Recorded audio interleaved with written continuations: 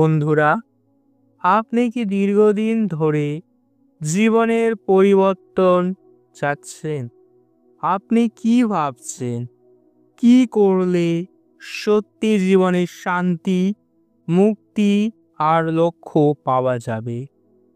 আজকের ভিডিওতে বাইবেল থেকে জানব এমন একটি কাজের কথা, যা একবার সত্যভাবে করলে আপনার জীবন সম্পূর্ণ পাল্টে যাবে। এটা কোনো ম্যাজিক নয়, এটা ঈশ্বরের প্রতিশ্রুতি। ভিডিওটি শেষ পর্যন্ত দেখুন, এই বার্তাটি আপনার জন্য। সেই কাজটা কি?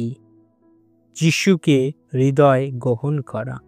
যোহন 1:12 তবে যারা তাকে গ্রহণ করলেন, তিনি তাদের ঈশ্বরের সন্তান হবার অধিকার দিলেন, অর্থাৎ তারা যারা তার নাম বিশ্বাস করেন। যিশুকে গ্রহণ করলেই জীবনের গন্তব্য পাল্টে যায়। পাপের দাসত্ব থেকে মুক্তি আসে, এক নতুন আত্মিক পরিচয় শুরু হয়। যিশুর কাছে এলেই তুমি নতুন সৃষ্টি। 2 করিন্থীয় 5:17 যে কেউ খ্রিস্টতে আছে, সে এক নতুন সৃষ্টি। পুরাতন জিনিস চলে গেছে, দেখো সব কিছুই নতুন হয়ে গেছে। আপনি হয়তো ব্যর্থতা, পাপ, গ্লানি ও একাকিত্বে ডুবে আছেন, কিন্তু যিশুর মধ্যে আপনি এক নতুন জীবন শুরু করতে পারেন। শুধু বিশ্বাস নয়, আন্তরিক ত্যাগ ও অনুসরণ।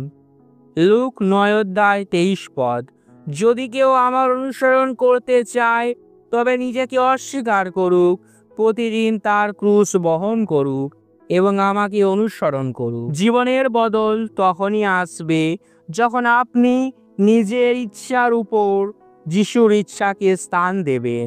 এটি সেই সিদ্ধান্ত যা জীবন বদলে দেয়।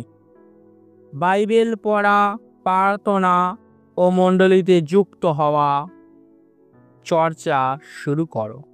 যোহন 15:5 আমি দ্রাক্ষালতা, তোমরা শাখা। যে আমার মধ্যে থাকে এবং আমি তার মধ্যে থাকি, সে অনেক ফল আনে।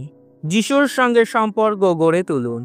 প্রতিদিন বাইবেল পড়ুন, প্রার্থনা করুন, ঈশ্বর ভীরু মানুষদের সঙ্গে থাকুন। ঈশ্বর যা প্রতিশ্রুতি দেন।